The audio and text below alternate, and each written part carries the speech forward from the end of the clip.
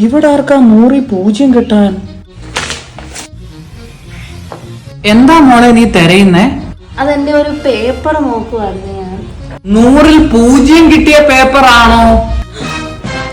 Please ഉമ്മാടുത്ത് പറയല്ലേ,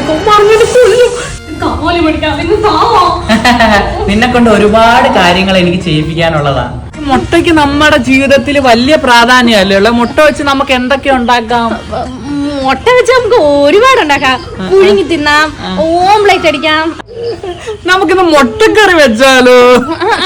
അതിനെന്താ, ഞാൻ വെച്ച് തരാം മുട്ടക്കറി.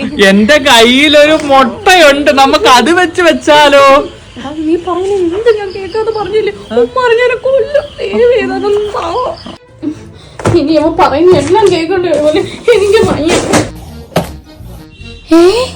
ഷോള